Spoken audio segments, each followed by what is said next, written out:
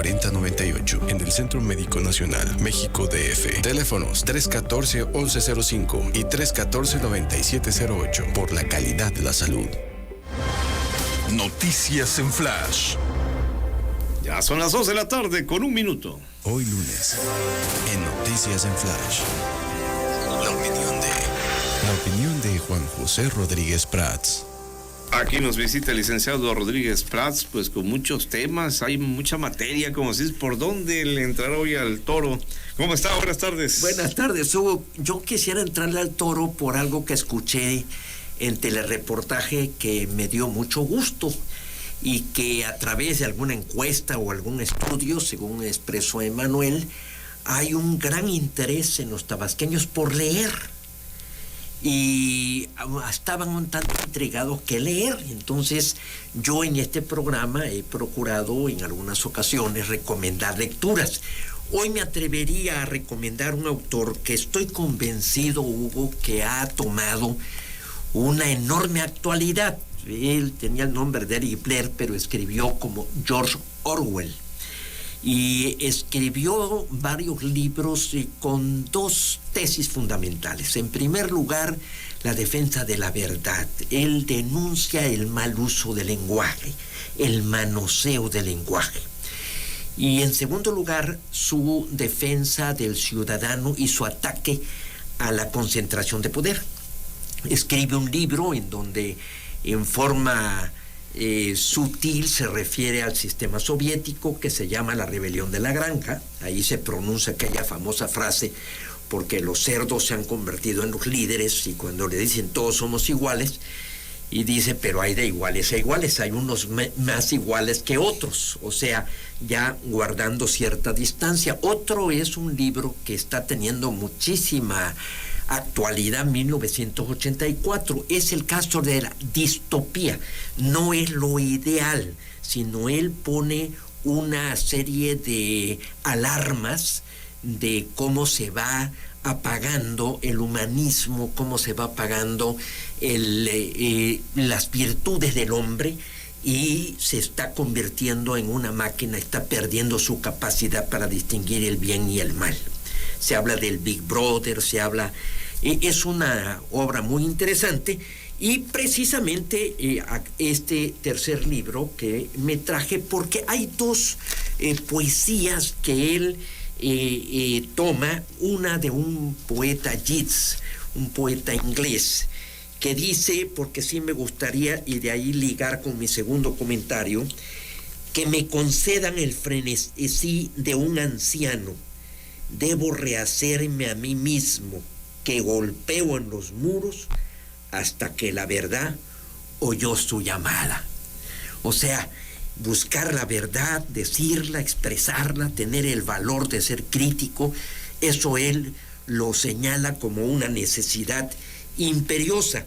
Y también cita una frase de un himno evangelista: atreverse a ser Daniel, atreverse a estar solo, atreverse a tener una meta firme, atreverse a hacerla pública. Y todo esto me lleva como antecedente, dada la recomendación de su lectura, de reflexionar sobre lo que aconteció con la reunión de los 3 jefes de Estado. Los de América del Norte. Los de América del Norte, porque sinceramente, Hugo, hay una gran preocupación de que estamos sintiendo muchos mexicanos que no estamos en sintonía política con el mundo. A mí la palabra sintonía me agrada mucho, porque quiere decir que debe haber una reciprocidad entre el emisor, que emite un mensaje, y el receptor, que a su vez lo recibe, y hay una correspondencia. O sea, estamos en sintonía, estamos en la misma frecuencia. Si tú ves el discurso de Joe Biden y de Justin Trudeau, están hablando de los grandes temas del siglo XXI, de la agenda del siglo XXI, del cambio climático, de las enfermedades, del crimen organizado, de las energías limpias, de la migración. Y estos 41 minutos, que me pareció una actitud muy digamos, heterodoxa, para decirlo muy suave, del presidente, porque Biden solamente habló 14 minutos, le quitó la palabra, y 12 minutos Justin Trudeau, y los 28 minutos que él llevó en respuesta a una pregunta que jamás respondió, la utilizó para casi dar un informe de gobierno, o como muchos comentaristas dicen, una cuestión como en la mañanera. Hoy, Hugo, se inicia el acto más importante que lo creó un Klaus Krass, una gente que todavía vive, que tiene ya muchos años, porque él convocó a un análisis de lo que pasaba en el mundo y se convirtió en el foro de Davos, que ha sido un escenario importantísimo. Ahí es en donde Salinas de Gortari empieza a concebir la incorporación al Tratado de Libre de Comercio, o hacer un Tratado de Libre de Comercio. Ahí Mandela cambia totalmente, y eso lo declara y lo dice, de que no se puede seguir el camino de las nacionalizaciones, sino de estimular las inversiones. Esa es la gran tarea hoy en día de todas las naciones, cómo incrementar las inversiones. México tiene una baja inversión pública y una baja inversión privada, por lo tanto no va a alcanzar un desarrollo que pudiera satisfacer las grandes demandas de empleo de todos los mexicanos. O sea, esto más o menos llevaría a una inversión de un 25% del Producto Interno Bruto. Vamos a estar sobre un 20, un 21%. ¿Por qué? Porque la inversión privada se ha detenido y no hay un ánimo de confianza. Entonces, esta oportunidad que tenía el presidente López Obrador de integrarse, de entrar en sintonía con los líderes de Norteamérica, que lo expresó muy claramente Justin Trudeau, diciendo que somos el Producto Interno Bruto más importante de una región. Tenemos un Producto Interno Bruto entre las 3 naciones superior a la Comunidad Europea. Entonces debe ser una ventana de oportunidades que percibo desafortunadamente que la estamos desperdiciando. Entonces yo sí creo que debemos revisar, porque me da la impresión de que el presidente improvisa, que no sustenta y se prepara bien para discursos tan importantes. Yo siempre he dado pláticas sobre cómo hacer discursos o cómo hablar en público, porque pues lo he hecho, me he dedicado a eso. Una de las cosas que siempre digo: nunca tomes un micrófono sin saber qué vas a decir. Tú tienes que partir de un plan, de un proyecto, de un plan de vuelo. De aquí parto y allá aterrizo. Y me da la impresión de que el presidente, en actos tan importantes, pues se salió del esquema.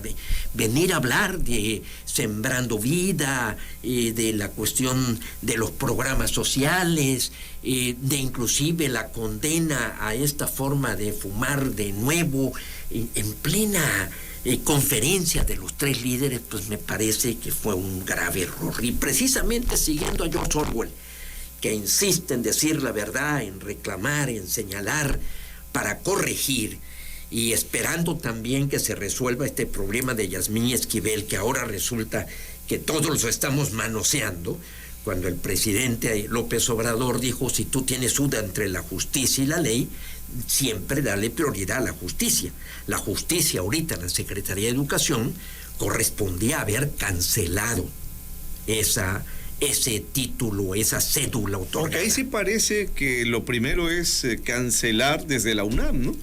Pues también la UNAM como que soslayó, pero fíjate qué mensaje estás mandando a la sociedad, cómo nos estamos tirando unos a otros, cómo manoseamos el derecho. Y ya ha dicho que no va a renunciar, ya hoy lo dijo. Fíjate, entonces digo que ahí continúe, sería un desplome, una desmoralización del pueblo de México. A mí me dio la impresión en la mañanera hace 2 o 3 días que Andrés Manuel dijo: nosotros sí vamos a decidir, porque el señor rector se lavó las manos, pero nosotros sí, ya de instrucciones y que se tomen la decisión. Y ahora resulta que se lo regresa a la universidad, o sea, cayendo en lo que el presidente criticó. Entonces, sinceramente, pues perdón que abordé varios temas a la vez, pero lo importante es que George Orwell insiste siempre en denunciar la verdad y que haya consecuencias. Bueno, pues vamos a seguir hablando de la verdad. ¿Qué le pareció en verdad pues este acuerdo que lograron PRI, PAN, PRD, que para el 23, el 24, la definición de candidaturas. Algunos dirán, los panistas están contentos, ¿no? Muy endeble. Muy endeble. Yo creo que no hay operación política. Yo creo que es una quimera creer que se puede hacer una elección primaria universal para preguntarle a todos los mexicanos quién debe ser el candidato de la alianza. Eso es imposible de instrumentar. Inclusive el Instituto Nacional Electoral no tiene atribuciones. Además, costaría mucho dinero. ¿Quién lo va a financiar? El PAN, de acuerdo a sus artículos, si no mal recuerdo en sus estatutos entre el 90 y 96, señala la obligación de convocar a sus militantes para efecto de elegir un candidato. Ahora, el candidato puede ser independiente, pero lo tienen que consultar con su militancia. Lo mismo el PRI, lo mismo el PRD. Yo creo e insisto en que cada partido debe postular a un candidato y que de esos 3 o 4 que arranquen, entonces sí ver quién puede aproximarse al perfil de lo que México requiere. Yo le pondría a la encuesta en segundo lugar, porque eso de que porque la encuesta, dicen las encuestas, en Guerrero señalaron a Félix Salgado Macedonio como el más indicado y después a su hija. O sea, las encuestas, cuidado con ellas, ¿no? Efectivamente la gana pues el que invierte más recursos, el que se proyecta más, el que se proyecta a través de los medios. Bueno, si esto funcionara, entonces ¿para qué hacemos elecciones? Esta es una forma de manipular la opinión pública. O sea, la encuesta es una farsa. Entonces, y riñe con los principios elementales de la democracia. Yo percibo en esto falta de operación política. Yo creo que los dirigentes están asumiendo decisiones, van a tener problemas con su militancia, con los reclamos. Ya está Jesús Zambrano señalándolo. Y creo que no nos está faltando operación política. Para mí esto es fundamental, perdón que insista. ¿Qué es la operación política? Es fijar qué es lo que quieres y diseñar una estrategia de lo que vas a hacer para obtener el propósito que te has fijado. Y además que sea dentro de los medios adecuados, porque si no vamos a caer en la frase que no la dijo Maquiavelo, fue Napoleón el que lo anotó en El Príncipe, de que el fin justifica los medios. Y con tal de derrotar a Morena, quién sabe en qué vamos a caer o en quién sabe en qué tipo de alianzas vamos a hacer. Entonces, endeble, me dice usted, ¿no? Vamos a escuchar a Alejandro Moreno, el dirigente nacional priista, que ya se ha referido justamente a todo esto que sigue generando ruido. Ahorita platicamos rápido. Dentro del toro. Es que serán procesos abiertos, participativos, democráticos, basados en la normatividad que cumpla con la responsabilidad y la ley electoral, pero donde cualquier simpatizante, militante o no, del PAN, del PRI, del PRD o de la sociedad civil va a poder participar. Como esto no quiere decir que designen el candidato.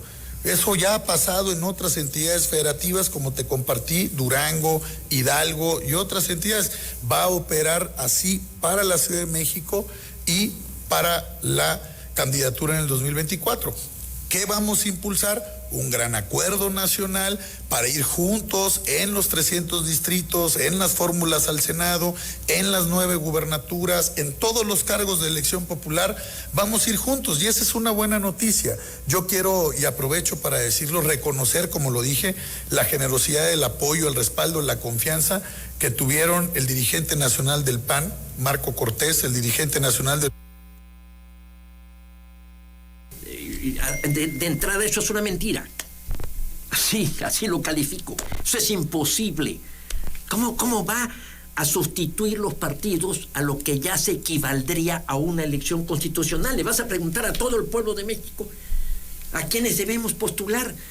Bueno, entonces, ¿dónde quedaron los valores? ¿Dónde quedaron los principios? ¿Dónde quedaron los perfiles? El PAN señala cuáles son los perfiles y evidentemente yo como militante del PAN pues tengo más derecho a aspirar a ser postulado que alguien que venga de fuera. También ser militante o concede ciertos derechos, ciertas atribuciones. Esa fue una de las cosas de los errores que cometió Ricardo Anaya, que con tal de sumar gente aplastó al panismo, violó sus ordenamientos internos y dio plurinominales. Mancera entró en la lista del Senado por el PAN. Son negociaciones que ensucian y que deterioran y degradan cada vez más la política. Santiago Krill es de los que esta semana dijo yo voy. Bueno, pues ahí tenemos, y ya Juan Carlos Romero lo ha dicho, y lo ha dicho Lili Telles. ¿Está bien ese perfil de Santiago? Sí, corresponde. Porque usted me ha dicho que Anaya de plano no. Por eso, yo siempre te he dicho que para mí el más idóneo es Juan Carlos Romero, porque se aproxima a un perfil panista. O sea, Juan Carlos Romero es un hombre que ya ejerció poder como gobernador, como rector, como fue 2 veces diputado federal, senador, director de CONACYT. Para mí ese es el indicado, pero respeto mucho, yo aprecio a Santiago Krill, fuimos compañeros diputados. Bueno, qué bueno que el PAN tiene dentro de sus filas ofertas. Entonces tendría que medirse, vamos a suponer, Romero que ganara, ¿no?, al interior del PAN con los que ganaran de los otros partidos, y ahí sí. Y ahí sí, o sea, si el PRI hace un proceso interno y sale, por ejemplo, Beatriz Paredes, y el PRD hace un proceso, creo que el que ha dicho es Silvano Aureoles, que ya estuvo aquí inclusive, bueno, pues ahí lo tienes a los 3. Ahora analicemos, no tan solo en encuesta, con este gano, no, analicemos de los 3, quién pudiera garantizar hacer un buen gobierno. O sea, eso es lo más importante, el compromiso ético de quién puede servir mejor al pueblo de México. Ahora, ¿hay esperanzas de que la dirigencia panista haga esto? Me la pones difícil, Hugo, no lo sé, me la pones difícil porque el panismo tiene un problema, el panismo no asume profesionalmente el ejercicio político. Héctor Aguilar Camín dice, hay algo peor que un político profesional, y es un político no profesional. O sea, no hay profesiones ahorita en el PAN. Exactamente, el problema es que carece de políticos profesionales el PAN. O sea, son gente de la iniciativa privada, son gente que tiene otra fuente de ingresos. Inclusive Manuel Gómez Morín, en el discurso donde se funda el PAN en el 39, habla, aquí no hay políticos. Eso me parece, yo lo he criticado mucho en el PAN y lo digo en los libros que he escrito. O sea, el panista es un político de temporal, el priista es un político de riego, lo he dicho aquí en el programa contigo. Entonces, yo sí convocaría al PAN, a los valores que el PAN tiene, porque también estoy convencido que los mejores mexicanos militan en el PAN, perdón que lo diga con esta, como también reconozco individualidades valiosas en el PRD o en el PRI, pero en el PAN yo conozco a muchísima gente de gran valía, gente que ha vivido conforme los principios del PAN, porque el PAN tiene una cultura política, tiene una forma de vida, tiene una identificación con la doctrina social cristiana y con el pensamiento liberal, pero están retirados. ¿Por qué? Porque ya no les agrada, la política ensucia, ya me voy a mi casa. Esa actitud conformista, esa actitud de resignación, me parece tan grave como la actitud en el otro extremo, de meterse en política y estar dispuesto a hacer todo con tal de llegar al poder. Esos son los extremos. Entonces, tenemos que encontrar el equilibrio, pero la participación es fundamental porque es el único camino para poder mejorar la democracia. Licenciado Rodríguez Prats, interesante como siempre. Hasta la próxima semana. Muchas gracias, mi querido Hugo, y gracias porque pues creo que me explayé. Vamos a la pausa que sigue. Regresaremos con más información aquí con ustedes. El Ayuntamiento de Centro